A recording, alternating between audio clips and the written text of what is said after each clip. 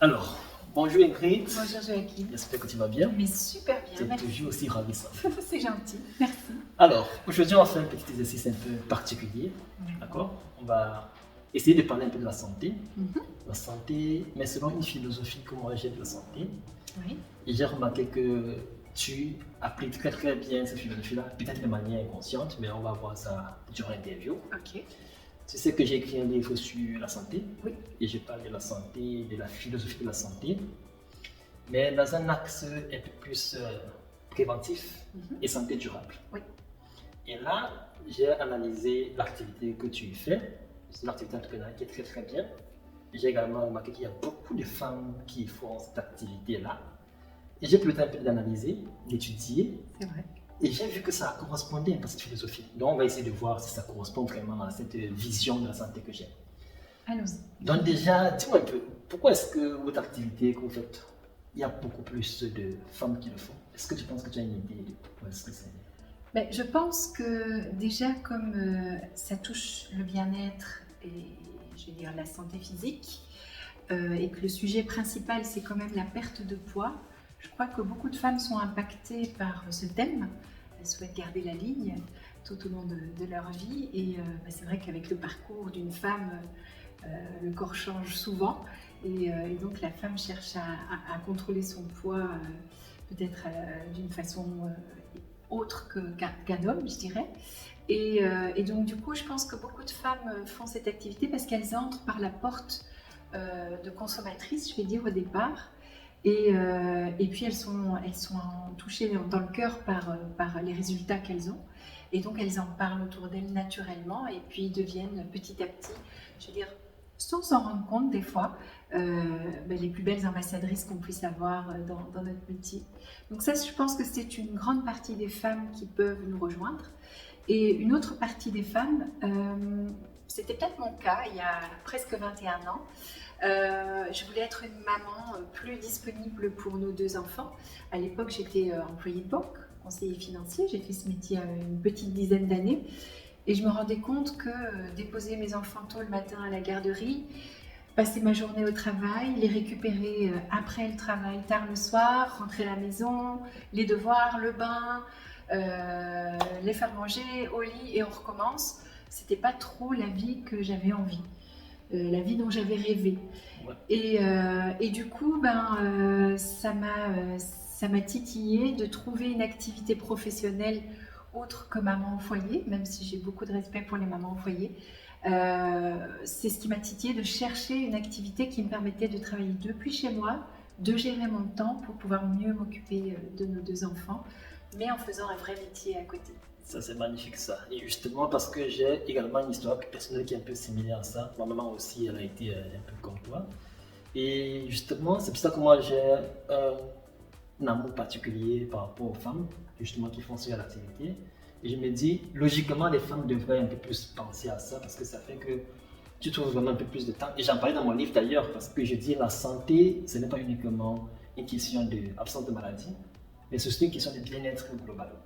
Et là, j'apporte plusieurs points, tu vois. Je commence par la santé financière. Et comme tu l'as dit, il fallait que je trouve une activité qui était en parallèle et qui pouvait au moins t'amener à pouvoir subvenir aux besoins de la famille. Parce qu'en général aussi, on a des femmes que quand c'est comme ça, elles veulent rester là. Il attendent souvent que c'est l'homme qui fasse tout. Oui. C'est pas toutes les femmes qui sont assez bébés se disent ok, j'apporte ma femme des pieds à l'édifice. Et comme toute activité entrepreneuriale, parce que ça fait quoi, 21 ans que tu fais ça actuellement, Oui. et ton mari t'a rejoint dans l'activité, et vous faites uniquement ça, c'est l'entrepreneuriat en exercice. Et comme toute entreprise, il y a sûrement des difficultés, au début surtout. J'imagine que tu en as traversé beaucoup de difficultés. Oui, bien sûr. Mais je pense qu'être entrepreneur, déjà, par définition, ça demande d'être résilient. Ouais. Et c'est sûr qu'il y a des hauts, il y a des bas. Et moi, je t'avoue que on ne vient pas du tout d'une famille d'entrepreneurs. Nos parents n'étaient pas du tout dans cet univers-là. Et on a appris sur le tas. On a appris de nos erreurs beaucoup aussi. Et on a appris en avançant et en se prenant des portes parfois et en ouvrant d'autres portes d'autres fois. Ouais. Et c'est comme ça qu'on a grandi. Mais c'est vrai qu'être entrepreneur, il faut être prêt à apprendre. et à avancer quoi qu'il arrive. Il y a des jours faciles, il y a des jours moins faciles, mais c'est la vie. Moi, je dis que tant qu'il y a des hauts et des bas, c'est comme le rythme cardiaque, hein, c'est que tu es en vie, c'est que tout va bien. Ouais. Et voilà, mais c'est vrai qu'au bout de 21 ans, je veux dire, on a aussi eu dans notre parcours la possibilité d'exercer dans différents pays. Et du coup, à chaque fois, c'est s'adapter. Et ça aussi, je pense que c'est une qualité d'un entrepreneur, c'est de savoir s'adapter à l'environnement, au mouvement. Nous, on a changé de pays, donc c'est changé de culture, mais aussi de façon de travailler économiquement, de comptabilité, de tout ça. Il faut s'adapter à tout. Et je crois que ça, c'est la force d'un entrepreneur. C'est comme il disait Darwin, tu sais, la théorie de l'évolution, celui qui s'adapte va avancer, mais si tu ne t'adaptes pas, tu meurs. Voilà, l'entrepreneur qui ne s'adapte pas, à mon avis, va rencontrer des difficultés. Et ce qui est intéressant aussi, c'est qu'au bout de 21 ans d'exercice dans cette même fonction, je dirais, le métier est toujours le même, mais il a changé, il a évolué. Et la façon dont on travaille aujourd'hui n'a rien à voir avec la façon dont on travaillait il y a 21 ans. Ouais. Et les difficultés, c'est la vie, hein, c'est normal d'en avoir. Il faut juste les accepter, les accueillir et voir comment les contourner, les confronter, les résoudre. Ouais. Et il y a toujours une solution. D'accord. C'est bien cet état d'esprit. Et on dit souvent que les difficultés dépendent aussi souvent des motivations. Si tu as vraiment une motivation profonde, si tu as un pourquoi qui est très très fort, ça fait que tu peux facilement relever cela. Et en général, on dit souvent qu'il y a plusieurs sources de motivation. Et on va attaquer justement les différents plans de mon livre avec la vision de la santé holistique. Et une des motivations que j'ai remarquées, d'ailleurs, il y a une étude aux États-Unis qui montre qu'une des plus grandes peurs des Américains, qui est le pays le plus riche du monde entier, c'est de se retrouver sans argent. C'est-à-dire que l'argent est une des plus grosses sources de motivation de beaucoup d'Américains. J'imagine qu'en Europe, ici et en Afrique, chez moi, par exemple, c'est encore plus que ça. C'était 64% des Américains. Donc je me dis, sûrement aussi, la partie financière peut être une très bonne source de motivation. Est-ce que c'était ton cas? Oui, surtout au début, je vais dire, moi mon premier objectif c'était de quitter mon emploi de salarié dans la banque. Donc ça a été le target de remplacer mon salaire à l'époque. Donc je m'étais dit le jour où je fais 3 fois mon salaire avec Herbalife, je quitte la banque et au bout de 6 mois c'était fait. Donc voilà, donc ça a été assez rapide parce que j'avais cet objectif, comme tu dis, quand on a le target, on y va quoi. Et puis c'est sûr qu'après les finances, je veux dire, c'est pas un objectif en soi aujourd'hui, c'est un véhicule. Pour moi aujourd'hui, l'argent c'est un véhicule qui me permet de vivre la vie dont j'ai envie. C'est pas un but en soi, c'est juste un moyen. Et l'argent rentre, sort, c'est vivant. Mais tant que ça reste un véhicule pour t'emmener à faire des choses positives, c'est bien. Et donc aussi pouvoir redonner à la communauté, faire c'est quelque chose qui est intéressant et qui doit être un moteur en effet. D'accord, c'est super. Et justement, quand tu parles de moyens, je voulais te poser la question que pour toi, c'est quoi l'argent? Parce qu'il y a des gens qui sont carrément presque esclaves de l'argent, qui sont prêts à tout faire pour de l'argent et qui n'arrivent pas à comprendre justement que c'est un outil. Et d'ailleurs, il y a quelqu'un qui disait que l'argent, c'est un peu comme le couteau. Si tu prends le couteau, tu donnes à un chef cuisinier, il te fait des très très bonnes délices. Tu prends le même couteau, tu donnes à un maîtrier, il te fait des délices. Donc c'est un moyen qu'il faut savoir utiliser. Exactement. Et dans le livre, justement, j'ai une citation que j'aime utiliser qui dit que l'argent n'achète pas le bonheur, c'est vrai, mais ça peut acheter les expériences qui créent le bonheur. Exactement. Et il faut juste savoir, et aussi avoir un bon rapport avec l'argent. Voilà. Si dans ta culture, aussi souvent c'est pas volontaire, hein. Il y a des gens que dans la culture, j'ai lu plein de livres où on montre que voilà, si ton thermostat financier à l'intérieur de toi te limite sur l'argent, peu importe ce que tu as fait comme effort, tu vas plutôt saboter. Oui. Il faut avoir des bons rapports avec de l'argent et tout ce qui va avec. Oui, il ne faut pas avoir peur de l'argent. Parfois aussi, les gens ont peur de l'argent. J'ai rencontré des femmes, des hommes qui avaient peur de gagner beaucoup d'argent parce que peur de ne pas savoir comment le gérer. Et ça, je crois que c'est aussi dans l'éducation qu'on a quand on est enfant, adolescent, qu'on reçoit de la famille, de l'environnement dans lequel on grandit. Tu sais, des phrases comme ça tombe pas du ciel, je suis pas Rothschild. Je les ai entendues, ces phrases-là. Et pour moi, pendant tout un moment, l'indépendant était une mauvaise personne parce qu'il gagnait de l'argent d'une manière bizarre. Mais non, hein, un indépendant, c'est quelqu'un qui va juste se mettre au boulot peut-être encore plus fort qu'un salarié, parce que pour gagner au moins ce que gagne un salarié, eh ben, il doit relever ses manches peut-être un peu plus fort. Et j'ai été salariée, j'aime beaucoup les salariés, attention. Mais ce qui est important, c'est ça, c'est ce que tu dis, c'est de ne pas avoir peur de l'argent et de ne pas non plus tomber dans le piège d'être esclave de l'argent, de vouloir de l'argent à tout prix, de vouloir gagner plus et encore plus. Oui, c'est bien, mais tant que ça reste sain, ça va. Et puis, il faut apprendre à gérer l'argent, ça s'apprend. J'ai fait plein d'erreurs dans ma gestion d'argent à un moment donné. J'ai appris de mes erreurs. Voilà, je sais ce qu'il ne faut plus faire et je sais ce qu'il faut faire. Et voilà, le tout, c'est de, quand on est face à une difficulté dans sa gestion d'argent, c'est de savoir s'entourer aussi des bonnes personnes et de ne pas hésiter à demander de l'aide, des explications pour comprendre et savoir comment résoudre un problème, pas rester seul dans son problème. D'accord, super. Déjà, on va aborder notre sujet, comme tu parles de s'entourer des bonnes personnes. J'en parle dans mon livre sur la santé socio-émotionnelle. Oui. Je parle des relations. Je ne parle pas de la famille encore parce que c'est notre pilier. On va arriver sur la famille.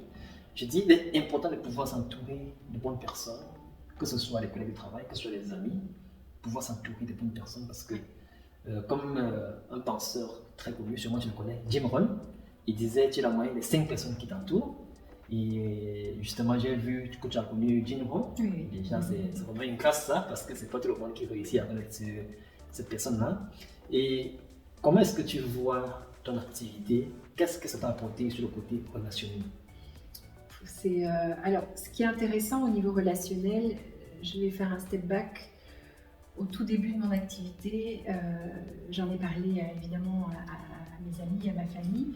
Et c'était intéressant parce que là, j'ai vu qui étaient les vrais amis et qui ne l'étaient pas. Et un vrai ami va te soutenir dans ton activité. Les faux amis vont être jaloux de ton activité. Ouais. Mais ils ne vont pas le dire. Ils vont te trouver des formules négatives pour te dire « Ah, fais pas ça, j'ai entendu dire que… » blablabla. Bla, bla, bla. Et ça, c'est ce qu'on appelle les voleurs de rêve. Et donc, du coup, tu fais le tri déjà. C'est intéressant, tu fais le tri entre les vrais et les faux amis. Et puis, au fur et à mesure de ton avancée en tant qu'entrepreneur, eh bien, tu vas rencontrer les personnes qui vibrent comme toi, qui ont le même feeling que toi. Et petit à petit, tu vas créer un petit noyau avec ces gens-là. Et c'est chouette parce que tu grandis en même temps que ces gens-là, tu apprends en même temps. Et au fur et à mesure de ces 20 et quelques années maintenant d'entrepreneuriat, c'est vrai qu'on est entouré de personnes qui sont comme nous finalement. Et c'est une communauté, hein, c'est une communauté comme une autre. Et c'est chouette. Et puis en dehors de l'entrepreneuriat, et bien aussi maintenant on rencontre des gens qui sont entre guillemets intéressants, pas dans le sens où je suis intéressée de quelque chose à travers eux, mais qui sont riches, qui sont intéressants dans la relation, qui sont… voilà, même si au niveau entrepreneuriat, il ne va rien se passer, et c'est très bien, il ne faut pas qu'il y ait que des relations autour de ça. Ouais. Mais c'est chouette quoi, de voir qu'on peut rencontrer un tas de personnes sur notre route, et on avance dans la vie comme ça. Donc, ouais.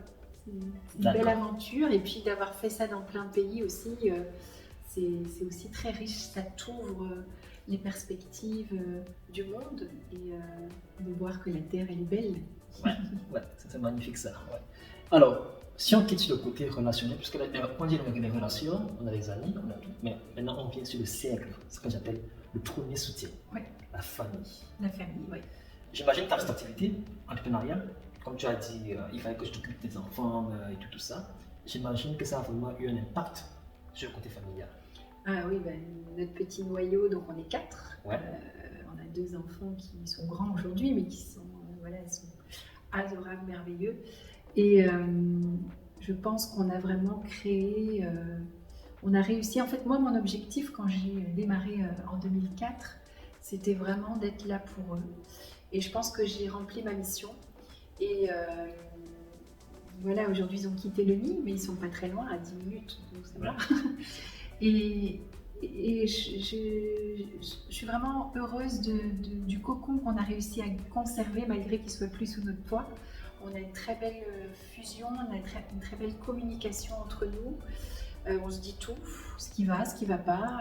Voilà, on est vraiment un cocon uni et on prend soin les uns des autres. Et je trouve ça très très beau. Et je pense qu'on a su, avec Olivier, avec mon mari, on a su vraiment donner les belles valeurs à nos enfants. On a pu être là pour eux, on a pu les accompagner dans le chemin de la vie. Et aujourd'hui, ce sont de jeunes adultes épanouis qui n'ont pas peur, qui ont... voilà, beaucoup de jeunes aujourd'hui se posent beaucoup de questions sur l'avenir. Ils ont peur de l'avenir, comment ça va se passer, tout ça. Mais eux, ils sont sereins, ils savent qu'ils ont leur avenir dans leurs mains à eux. Et c'est eux qui décident de comment va se passer leur vie et pas quelqu'un d'autre. Ouais. Et voilà, non, ils sont exceptionnellement géniaux. Bon, après, je ne suis pas objective, ce sont mes enfants, donc forcément. Mais non, franchement, ma mission a été remplie et maintenant, il faut que je passe à la mission 2 de ma vie d'entrepreneur. Ouais. Donc un jour, ils vont être parents à leur tour, donc j'ai envie d'être une mamie disponible pour mes petits-enfants. Ouais. Mais bon, ils ont le temps, hein, si vous m'entendez. Et voilà, donc c'est vraiment génial et j'ai énormément de gratitude de ce que l'espace-temps que j'ai pu avoir toutes ces années pour avoir pu être là pour eux. J'ai tout le temps été là, tout partout, toutes les activités, à l'école, après l'école, le sport, les autres activités dans leur vie, enfin, voilà, tout en étant entrepreneur. Donc c'est une valeur inestimable. Mais en général, on dit que l'entrepreneuriat prend trop de temps. D'ailleurs, j'ai connu une histoire où un monsieur, tellement il était focus dans ses entreprises, qu'il ne passait pas du tout du temps avec ses enfants et sa femme. Il était toujours en train de chercher plus, jusqu'à ce qu'un jour, un peu triste pour lui, il a eu sa fille qui a été percutée, elle est décédée. Et dans le livre Champagne, le monsieur, désormais qui fait une conférence, la première question qu'il pose aux gens, c'est de savoir comment va votre famille? Quand la dernière fois que vous avez appelé la famille? Et je me dis, dans votre cas, cette activité, elle a quoi de particulier pour qu'en même temps que vous entreprenez, vous avez autant de temps pour pouvoir vous occuper de vos enfants? Est-ce que dans votre activité, il y a une éducation qui montre l'importance de pouvoir allier l'équilibre entre la profession, l'entrepreneuriat et sa famille? Oui, absolument. En fait, la force dans notre activité, c'est qu'on a la partie client direct, je vais dire. On va s'occuper en moyenne entre 20, 30 personnes en un moment, je vais dire, mais ça tourne, une fois c'est 10, une fois c'est 15, une fois c'est 20. Ça nous laisse beaucoup de temps pour d'autres choses. Et on a le deuxième pôle de notre activité qui est d'accompagner des personnes qui font le même métier que nous et donc qui sont des indépendants. Et la force, c'est que ces indépendants-là, ils font ce qu'ils veulent. S'ils ont envie de faire full-time, ils font full-time. S'ils ont envie de faire part-time, ils font part-time. Je veux dire, on n'est pas leur patron. On n'est pas occupé de contrôler ce qu'ils sont occupés de faire. On n'est pas occupé de s'inquiéter de comment ça se passe, s'ils ont tout bien rempli leur mission. C'est à eux de prendre en main leur activité. Nous, on est juste là pour les guider, les conseiller. Mais après, chaque indépendant va prendre en main son activité. Et je pense que si on met la balance avec un entrepreneur classique, qui va avoir des employés, qui va avoir X fournisseurs, qui va avoir X sous-traitants, qui va avoir peut-être des freelances, qui va avoir un tas de gens qui vont graviter autour de son métier, lui, il va toujours rester le plus compétitif possible dans sa marge pour pouvoir payer tous ces gens, pour trouver des fournisseurs peut-être moins chers, parce que le marché évolue, parce que voilà, nous, notre marché, il est sain, il est stable. Les gens, des gens qui ont besoin de contrôler leur poids, se remettre en forme, la nutrition sportive, il y en aura tout le temps. Il y en aura tout le temps et nos produits évoluent et s'adaptent au marché. Donc on ne doit pas s'occuper de tout ça, nous on doit juste transmettre. Tandis que l'entrepreneur classique, il doit créer son produit, il doit réfléchir à son produit, il doit l'upgrader, il doit le mettre à jour, il doit tout le temps être occupé de se remettre en question sur son produit qu'il est occupé de vendre. Et du coup, il passe des heures et des heures et des heures à réfléchir à tout ça. Il doit gérer son personnel, des conflits. Ça prend énormément de temps et d'énergie. Et d'ailleurs, ici, cette semaine, j'ai entendu, parce que je suis régulièrement dans un petit espace de coworking, et il y a un entrepreneur qui racontait ça. Un de ses clients, qui est entrepreneur lui aussi, il vient de le retrouver, il a laissé à 50 ans dans son bureau, décédé. Donc, pourquoi? Parce que trop de pression, trop de pression. Donc, nous, on a cette chance d'avoir ce métier-là, où, je veux dire, qu'on soit là ou pas, le réseau d'entrepreneurs indépendants, il va fonctionner. C'est pas parce que nous, on prend un jour, une semaine, un mois off, que le réseau va s'arrêter. Le réseau va continuer parce qu'eux-mêmes, ils sont occupés de créer leur indépendance, d'avoir leurs propres clients, leur propre réseau d'indépendants. Et donc, voilà, c'est ça la magie de ce métier-là, c'est que avec ou sans nous, ça va tourner, quoi. Ça revient un peu à ce que Robert Kiyosaki dit dans son livre, qui fait la différence entre l'indépendant qui travaille seul avec les employés, qui est en fait employé de son travail, c'est ça. Et ceux qui ont compris comment bâtir une entreprise, qui vont le faire avoir des revenus passifs. Exactement. Et la vraie richesse, c'est quand tu réussis à comprendre le pouvoir des revenus passifs. Exactement. Ouais, c'est un peu ça. Et là, tu parles vraiment d'un point qui est très, très important, et ça aborde directement la partie que moi j'appelle la santé physique. Oui. Vu qu'on fait dans le bien-être, la nutrition et tout ça, j'imagine que ça a sûrement eu un grand impact sur vous aussi, parce que j'ai regardé vos photos d'avant et d'après. Maintenant, je dis c'était vraiment fabuleux. Oui. Et comme je disais, j'ai eu à analyser beaucoup de femmes qui ont réussi vos programmes de perte de poids, de gain de masse musculaire, de bien-être et tout. Et je me rends compte que vraiment les résultats sont spectaculaires. Oui. Donc je me dis que sur le côté physique, votre activité doit vraiment être magique. Et déjà sur vous-même déjà, et quelques clients que vous avez eu, quels sont un peu votre... Ah ben, alors, ça fait 21 ans que j'utilise moi-même la nutrition que je diffuse. Ouais, l'exemple. Voilà, parce que c'est dans ma vie, c'est comme ça, c'est dans mon rythme de vie. Mais il y a 21 ans en arrière, je faisais seulement 51 kilos pour 1m78 ou 78 si on est des amis français. Donc 51 kilos sur la balance, mais une taille 42 dans le pantalon. Donc toute maigre en haut et ronde en bas. Donc j'avais énormément de rétention d'eau dans les jambes, j'avais énormément de cellulite et en haut j'étais toute maigre. Donc très mal dans ma peau. Et donc, en fait, ce qui s'était passé, c'est que j'avais perdu 14 kilos en 3 mois de temps à cause d'une recherche, justement. Je m'en étais pas rendu compte. C'est un matin où je me suis réveillée en me disant, mais là, ça va pas. Et c'était dans mon métier à la banque, j'étais plus épanouie, je me sentais plus bien et je me rendais pas compte que je perdais du poids jusqu'à un matin où j'étais pas bien physiquement, où je me suis dit là ça va pas, on va aller voir le docteur. Et 51 kilos sur la balance et cette nutrition m'a permis en 6 mois à peu près de reprendre 12 kilos en masse musculaire. Mais je suis passée du 42 au 38, j'ai perdu plus de 10 cm autour de chaque cuisse, j'ai éliminé beaucoup de rétention d'eau, de cellulite et voilà, ça c'était en 2004-2005. J'ai tenu ce poids jusqu'à il y a une dizaine d'années, donc aujourd'hui j'ai 51 ans, jusqu'à 42, 43 ans j'ai tenu ce poids. Wow.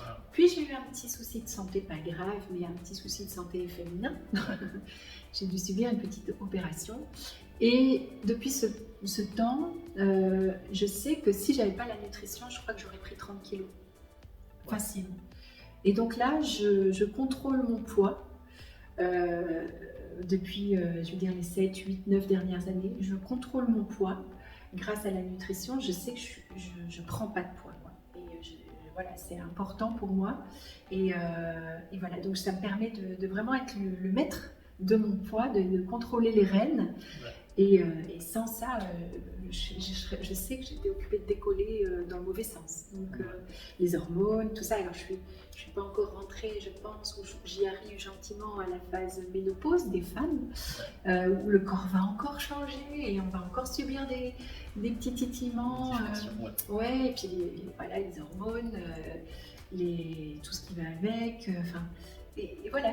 Ça, c'est la vie d'une femme. Depuis l'adolescence jusqu'à la fin, on a le droit et la chance de subir toutes ces petites variations. Et donc, avec cette nutrition, vraiment, je suis le maître. je contrôle. Ouais. Et là, tu as dit quelque chose qui est vraiment très très important. Parce que souvent, les gens, lorsqu'ils veulent perdre du poids, ils s'attardent trop uniquement sur les kilos, sans savoir qu'il y a une différence au niveau des kilos. Tu peux avoir des kilos, mais il y a des gens que tu vas les voir, ils ont une silhouette qui paraît bien, mais s'ils montent dessus une balance un peu d'asymétrie, ça montre que voilà, il y a beaucoup de masse grasse. Ouais. Il faut toujours faire la différence entre la masse grasse, la masse maigre, voilà. Ouais. Il y a des gens aussi qui commencent des programmes d'accompagnement, j'en ai eu beaucoup. Au début, ils perdent des kilos, mais souvent c'est du genre qu'elles ont perdu beaucoup de masse grasse, peut-être un peu de masse grasse et beaucoup de masse maigre. D'autres que j'accompagne, que je leur dis, ok, attention, elles montent sur la balance et voient que son poids ne varie pas. Mais je lui dis, non, tu peux perdre la masse grasse, tu gagnes en muscle, c'est ça qu'il faut regarder. Il faut comment tu te sens ton corps et ainsi de suite. Oui, tout à fait. Les centimètres dans les vêtements. Exactement. Je dis toujours aux femmes, quand vous allez au magasin, on ne demande pas combien de kilos vous faites, on demande quelle taille vous faites. Surtout les tailles qui est justement le facteur qui... Parce que plus tu as une taille qui est grande, plus tu es à risque des maladies chroniques et tout ce qui va avec. Donc, voilà. Je pense qu'on a abordé différents points. On a vu le côté financier, le côté physique, le côté familial, le côté relationnel. Dernier point. Comment est-ce que cette activité-là, parce que j'ai vu que vous voyagez beaucoup. D'ailleurs, vous avez dit que vous allez faire plusieurs pays. Oui. Quelqu'un a dit un jour que les voyages qu'on fait, il y a des gens qu'on rencontre qui sont appelés les richesses. Exactement. Et beaucoup de gens aimeraient bien voyager comme vous. Et pour pouvoir bien voyager, souvent il y a trois choses qu'il faut avoir. Il faut avoir le temps, il faut avoir l'énergie, il faut avoir l'argent. Et durant l'entrevue, on a vu que justement votre activité dans l'énergie, le temps et l'argent. Exact. Et avec les différents voyages que vous avez eus, comme tout à l'heure on disait, vous avez rencontré Jim Rohn aux États-Unis, c'est vraiment une classe. Cette activité vous a fait beaucoup voyager. Sur le côté lifestyle, comment est-ce que cette activité vous a apporté du plus? À 1000%. Mais c'est vrai qu'on a la chance de pouvoir travailler de là où on veut, quand on veut, avec qui on veut. Donc voilà, aujourd'hui, on peut travailler dans 95 pays depuis le confort de notre salon. Et donc voilà, ça nous permet aussi d'être libre au niveau physique. Je veux dire, si demain je décide d'habiter, je ne sais pas moi, en Espagne, je prends mon sac à dos et je pars en Espagne et je m'installe en Espagne. Si je dis, tiens, j'ai envie de passer 6 mois, je sais pas moi, au Japon, je prends mes affaires, je m'installe 6 mois au Japon et je vis au Japon. C'est un luxe. C'est un luxe complètement et c'est ce qu'on a fait d'ailleurs. On a eu l'opportunité de développer notre activité en Polynésie française, à Tahiti. On a vécu quelques belles années là-bas. Et puis, avant de prendre, on a pris la décision de revenir en Belgique, mais avant ça, on s'est offert une petite année de voyage avec nos enfants. Une année de voyage. On est parti 2 mois en Nouvelle-Zélande, puis on est parti aux États-Unis parce que justement, on avait un événement là à Los Angeles, donc on est resté quelques semaines. Et puis, on s'est dit, qu'est-ce qu'on fait? On rentre? Non, on rentre pas encore. Donc, on est parti à Bangkok. On est resté quelques mois à Bangkok. Et on a pu aller au Laos, au Cambodge, enfin, on a pu tourner un petit peu là autour. Et seulement après, on s'est dit, bon, maintenant, on va rentrer en Belgique. Et tout ça avec nos enfants. Donc, on avait inscrit les enfants à l'école en ligne. C'est magique, ça existe. Et voilà, on a fait une année comme ça. Et c'était, je pense, le plus beau cadeau qu'on a pu faire à nos enfants, au-delà de vivre quelques années à Tahiti. Cette année de voyage-là, avec ses challenges, avec ses difficultés, parce que c'était pas tous les jours simple, on voyageait avec toute notre vie, on avait 3 valises chacun, des sacs, voilà, quand on arrivait à l'aéroport, on nous voyait arriver, et non, c'était magique. Et les rencontres, c'est ça le plus beau, quoi. Je crois dans tout ça, c'est rencontrer tous ces gens, rencontrer toutes ces cultures. Voilà, et cette activité nous permet de vivre cette vie-là, quoi. Donc c'est ça qui est exceptionnel. Voilà. Une vie de choix. Une vie de choix, exactement. Faire ce que tu veux, quand tu veux, avec qui tu veux et où tu veux. Voilà, tu as tout dit. C'est ça la liberté. C'est ça la liberté, parce que la liberté, c'est vraiment cette manière de pouvoir faire ces choix-là, l'opportunité de pouvoir dire oui à ce qui correspond à tes principes et tes valeurs, et dire non à ce qui est une contrainte pour toi. Et c'est vraiment quelque chose de magnifique. Je pense que voilà.